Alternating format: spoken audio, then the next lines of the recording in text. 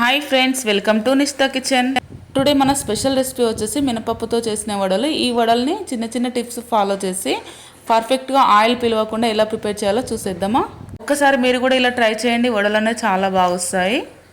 ఈ వడ కోసం ఒక గ్లాస్ మినపప్పును తీసుకొని ఓవర్ నైట్ నానబెట్టుకొని ఒక మిక్సీ జార్లోకి వేసుకొని 2 టేబుల్ స్పూన్ వాటర్ యాడ్ చేసి మెత్తగా పేస్ట్ లాగా గ్రైండ్ చేసి పక్క పెట్టుకోండి. ఇప్పుడు ఇందులోనే 2 టేబుల్ స్పూన్ బొంబాయి రవ్వ అండ్ మీ టేస్ట్ తగినంత సాల్ట్ వేసి ఈ పిండి అనేది ఒకే మెథడ్లో బబుల్స్ ఫామ్ అయ్యే వరకు మిక్స్ చేయాలి. నేను వీడియోలో చూపించిన విధంగా మిక్స్ చేశాక ఒక తడి క్లాత్ తీసుకొని వాటర్లో చేయిని డిప్ చేసుకుంటే ఈ వడను అనేది ప్రిపేర్ చేసుకొని డీప్ ఫ్రై చేసుకోవాలి. ఇలా ఫ్రై చేసేటప్పుడు స్టవ్ అనేది మీడియం ఫ్లేమ్లో ఉండాలి.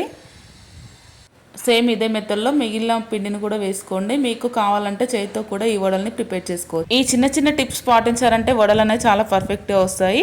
మీరు కూడా ఒక్కసారి ట్రై చేయండి. ప్లీజ్ సబ్స్క్రైబ్ చేసుకోండి.